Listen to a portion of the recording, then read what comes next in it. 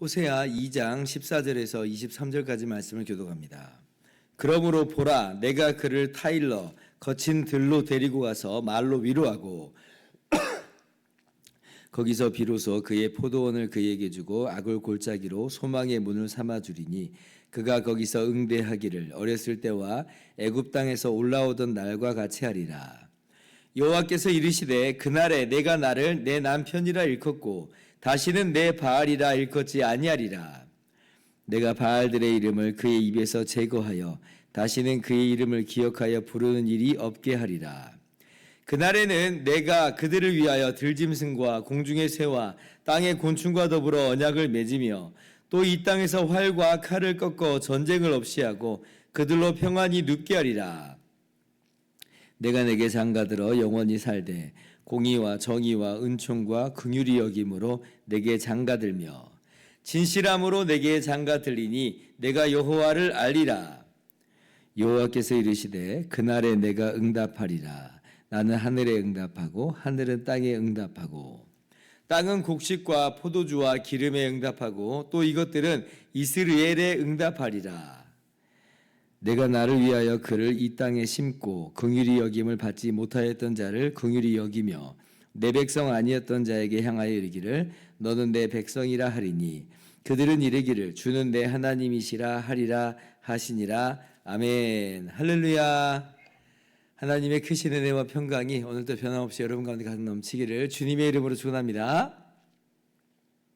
어제 우리가 호세아 2장 전반부를 통해서 배은망덕한 북이스라엘의 모습을 함께 살펴보았었는데요.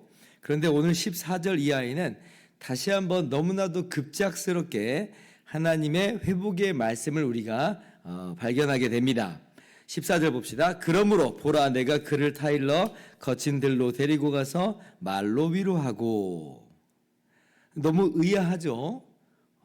아까까지만 해도 이스라엘의 그 범죄를 경고하시고 또 심판하셨는데, 근데 갑작스럽게 내가 그를 위로하겠다라고 이렇게 말씀하시는 거예요. 굉장히 놀랍습니다. 이러한 패턴을 우리가 1장에서도 함께 봤었죠. 1장 2절부터 9절까지 그 음란한 이스라엘을 고발하고 또 심판을 선포하시다가 10절에 갑자기 회복을 말씀하시잖아요. 그러니까 똑같은 패턴이 1장에서 있었던 그 패턴이 다시 한번 2장에도 그대로 이어지는 것입니다. 이게 뭘까? 그렇죠? 이게 뭘까? 하나님께서 이랬다 저랬다 변덕을 부리실 일은 없죠. 왜냐하면 하나님은 신실하신 하나님이기 때문에 그렇습니다. 변함이 없으신 하나님이세요. 사무엘상 15장 29절 보면 이스라엘의 지존자는 거짓이나 변개함이 없으시니 그는 사람이 아니심으로 결코 변개하지 않으심이니이다. 그러니까 사무엘 선지자가 하나님에 대해서 분명히 선포를 합니다. 하나님은 변하시지 않는다. 그럼 뭔가 변하시지 않는다고 했는데 오늘 말씀 보니까 변한 것 같은데 이건 도대체 어떤 일인가? 라고 우리가 물어볼 수 있는 거예요. 그럴 때에 이 중간에 그러니까 오늘 말씀을 따져보면 13절하고 14절 중간에는 뭔가가 일어난 거예요. 저는 이것을 구약의 행간이라고 저 개인적으로 부릅니다. 그러니까 분명히 비어 있어요. 아무것도 기록되어 있지 않아요. 그러나 여기에는 숨어있는 뭔가가 있다는 거죠. 그게 뭐냐 할 때에 제가 1장 때도 여러분과 함께 나눴는데 바로 그것은 우리 죄를 대신해서 우리의 모든 죄와 모든 형벌과 저주를 담당하신 주님의 십자가가 이 행간에 있다. 이 행간에 있다. 라고 하는 것입니다. 이걸 배경으로 깔고 구약이 간다는 거예요. 그러면 이제 오늘 말씀이 이해가 됩니다. 여러분 제 말이 너무 무리한 그런 이야기인가 생각하실 수 있는데 그렇지 않아요. 요한복음 5장 39절 보면 예수께서 이렇게 말씀하십니다. 너희가 성경에서 영생을 얻는 줄 생각하고 성경을 연구하거니와 이 성경이 곧 내게 대하여 증언하는 것이라. 예수님께서 말씀하세요. 그러니까 예수님께서 구약을 말씀하실 때 이 성경이 바로 나에 대해서 말하는 거다. 여러분 구약에서요 예수님에 대한 직접적인 예언의 내용이 나옵니다. 그리고 예수님에 대한 어떤 예표의 사람들 또 예표의 어떤 모습들이 분명히 기록되어 있어요. 자, 그런데 구약 성경이 그것만을 가지고 예수님에 대해서 증언한다고 하기에는 구약이 너무나 두껍습니다. 그죠? 구약의 분량이 너무나 많아요. 그거는 아주 소수에 불과하고 태반은 그런 얘기들이 아니라라고 하는 거예요. 그런데 예수님께서는 그럼에도 불구하고 이 구약 성경이 곧 내게 대하여 증언하는 것이라라고 말씀하세요. 이거 무슨 의미예요? 예수님의 십자가 대속이 구석구석에 스며들어 있다는 겁니다. 배경으로 깔려 있다는 거예요. 오늘 말씀도 마찬가지예요. 아무것도 기록되어 있지 않지만 그러나 예수님의 십자가 대속을 우리가 이 안에서 집어넣어 보면 그렇게 발견하면 오늘 말씀이 이해가 돼요. 아, 그렇구나. 그래서 오늘 말씀도 그런 식으로 예수님에 대해서 증언하는 그런 내용이구나 라고 하는 것을 우리가 충분히 그렇게 이해할 수 있는 거죠. 자, 14절 보면 하나님께서 범죄한 이스라엘을 거친 들로 데리고 가십니다. 15절의 표현으로는 아골골짜기로 데리고 가신 거예요. 아골골짜기로. 거기는 이스라엘에 대한 심판의 자리죠. 멸망의 자리입니다. 그런데 뭐예요? 거기서 위로함이 주어져요. 아골골짜기가 소망이 됩니다. 소망이 돼요. 아니 멸망이면 멸망이지 어떻게 그것이 위로가 되고 어떻게 그 아골골짜기가 소망의 문이 되는가? 예수님의 십자가 때문에 바로 우리에게 위로가 되고 그리고 그것이 바로 소망의 문이 된다는 것이에요.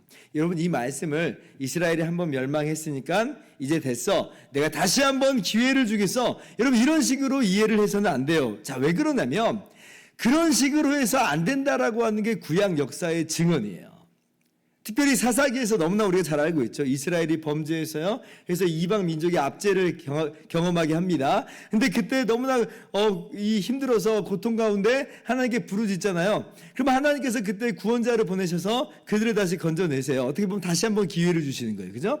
그 멸망 속에서 기회를 주시는 것 같은 모습인데 근데 그렇게 해서 다시 기회를 얻은 이스라엘 백성이 그 다음에 어땠는가 돌아보세요. 그래서 정말 다시는 하나님을 떠나지 않는 그러한 모습으로 살았는가? 전혀 그렇지 않습니다. 또다시 범죄하고 타락하고 하나님을 떠나버리죠. 그런 식으로는 일이 해결이 안 된다는 걸 구약 역사가 보여주는 거예요. 오늘 말씀이 그래서 한번 멸망했으니까 이젠 됐어. 그리고 다시 한번 시작을 하자라고 하는 그런 식이라고 한다면 오늘 또 소망은 없습니다. 소망이 없어요. 오늘 말씀을 단순히 그런 식으로 멸망 이후에 다시 한번 회복시키셔서 한 번 더 기회를 주는 것이라 생각한다면 그건 아니라라고 하는 거예요. 이게 무슨 의미냐? 이건 이거예요. 오직 예수님의 십자가 대속으로 말미암아 예수님이 우리를 대신하여 멸망을 경험하심으로 우리의 모든 저주를 다 담당하셨어요. 다 가져가셨어요. 하나님의 공의를 예수님께서 그렇게 완전하게 이루십니다. 그래서 그 십자가가 우리에게 위로가 되고 그 십자가가 우리에게 소망이 돼요. 그 주님의 십자가로 말미암아 우리가 거저 의롭다함을 받고 죄 없다함을 얻어서 그렇게 하나님의 영광스러운 자녀가 된 거죠. 그리고 어떤 일이 벌어졌냐면 그 주님과 우리가 신비로운 한 몸을 이루는 겁니다. 성령의 내주하시는 그 역사로 말미암아 그 구원의 역사로 말미암아 우리를 주님께 접붙여 놓으세요. 그래서 우리의 죄가 예수님의 죄로 인정돼서 예수님이 심판을 받으시는 것이고 예수님의 의가 우리의 의로 인정돼서 우리가 그저 하나님의 자녀가 되는 거죠. 그런데 그렇게 신비한 그 하나됨 안에서 이제 성령의 거룩해 하시는 역사가 우리의 삶을 움직여가는 거예요. 하나님의 영이 우리 가운데 거하심으로 말미암아 멀리 계신 예수 그리스도의 능력으로 말미암아 우리가 거룩한 모습으로 날마다 성화되어 간다는 거예요. 그것이야말로 진짜 소망인 거죠.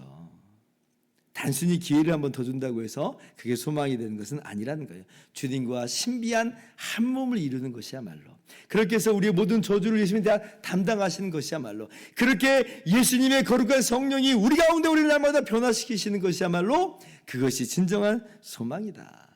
이것이 바로 우리가 받은 은혜다라고 하는 거예요. 거저 주시는 은혜죠. 오늘 그런 이해 속에서 이 15절의 아골골짜기는 참 인상적인 표현입니다. 여러분 아골골짜기의 유래를 아마 아실 거예요. 어떻게 해서 이 지명이 유래됐는지. 이스라엘이 이 여호수아의 지도하에 가나안 땅으로 들어갈 때에 아간이 범죄해서 그 아간이 처형된 적이 있었잖아요. 바로 그 아간이 처형된 그곳을 일컬어서 아골골짜기라 이렇게 이름을 짓습니다. 그러니까 아골골짜기는 괴로움의 골짜기란 뜻이고 고통의 골짜기란 뜻이에요. 이게 어떻게 됐는지 아마 더 말씀을 좀 풀어보자면 여리고성의 전투에서 이스라엘이 승리했어요. 근데 하나님의 그 정말 전적인 능력이고 은혜죠. 이스라엘은 그냥 여리고성을 뺑뺑뺑 돌고 외쳤을 뿐인데 여리고성이 무너져 버렸잖아요. 하나님이 친히 하셨다는 거예요. 그래서 여리고성 전투에서만큼은 하나님께서 은과 금과 그 어떤 것도 너희가 취하지 말고 다 하나님께 바치라 그렇게 말씀하세요. 근데 그때 아간이 어떻게 해버리냐면 몰래 은과 금을 숨기고 또 시날산의 외투를 숨깁니다. 하나님께 바쳐야 될 것을 바로 자기가 취해버린 거예요. 그래서 이제 그 다음에 아이성 전투로 가게 되는데 아이성 전투에서는 이스라엘 패하죠. 그러니까 이스라엘의 괴로움이 임합니다. 이스라엘의 사기가 떨어져 버렸어요. 근데 그때 하나님께서 말씀하세요. 너희가 내 언약을 어겼다. 바쳐진 물건을 도둑질했다. 그래서 제비 뽑기 하니까 그때 이제 아간이 뽑힌 것이고 그리고 내역을 알아보니까 아간이 자백을 하는 거예요. 그때 여호수아가 이렇게 말씀합니다. 내가 어찌하여 우리를 괴롭게 하였느냐 여호와께서 너를 괴롭게 하시리라. 그러면서 돌로 쳐서 죽여서 무더기를 잃은 게 바로 그 아골골짜기다. 괴로움이다. 고통이다. 근데 지금 북이스라엘의 죄가 바로 어떤 죄냐면 그런 그 아간의 죄와도 같아요. 하나님이 전부 다 주셨는데 우리 어저께 말씀드렸잖아요. 이거 전부 다 하나님이 주신 게 은과 금과 떡과 물과 삶과 기름 다 하나님이 주신 건데 근데 이거 하나님이 주신 것이라 하나님께 영광 돌리지 않고 우상이 줬다. 하나님의 영광을 빼앗아 버려요. 자기의 힘으로 얻어낸 것처럼 의기양양하고 교만합니다. 하나님의 걸 도둑질해 버린 거예요. 마치 아간의 범죄와 같은 그런 범죄를 했다. 그러므로 아간이 죽어야 되는 그 아골골짜기에서 이스라엘도 돌마다 죽어야 되는 그러한 형태인 것이에요. 괴로움이 임해야죠. 심판이 임해야 됩니다. 그런데 아까도 제가 말씀드린 것처럼 이 아골골짜기의 심판을 예수님이 대신 받으신 거예요. 그러므로 이 아골골짜기가 소망의 문이 돼버립니다. 여전히 근데 나는 죄가 없다라고 하는 자는 소망이 없어요. 그러나 정말 그렇게 내가 범죄하였습니다 고백하고 그 아골골짜기로 그 심판을 인정하는 바로 그는 그를 위해서 대신 심판받으신 주님을 만나는 것이고 그렇게 해서 소망을 얻는 것이다. 오늘 이스라엘에게 이 복음을 전하는 것이고 우리에게 들려진 복음이 오늘 이렇게 표현되어 있는 거예요. 얼마나 기가 막힌 일인지 참 정말 이러한 하나님의 은혜와 사랑을 오늘도 마음속 깊이 새겼으면 좋겠습니다. 우리가 하나님께 뭔가 해드려서 하나님이 우리를 사랑해 주시고 그렇게 우리를 찾아와 주신 게 아니라 죄인은 우리에게 거저 찾아와 주셨어요. 우리가 아직 죄인 되었을 때에 그리스도께서 우리와 죽으셨다. 그렇게 해서 하나님께서 우리에게 대한 자기의 사랑을 확증하셨다라고 말씀하세요. 하나님이 먼저 사랑하신 것이고 주님의 십자가로까지 이같이 사랑하신 것입니다. 이러한 은혜로서 긍휼하심으로써 우리를 바라보시고 대우하신다는 것을 기억하면서 오늘 또 이 은혜의 주님께 감사와 찬양하며 기쁨의 노래 부르면서 살아가는 오늘 하루의 시간 되실 수 있기를 주님의 이름으로 축원합니다. 기도하겠습니다.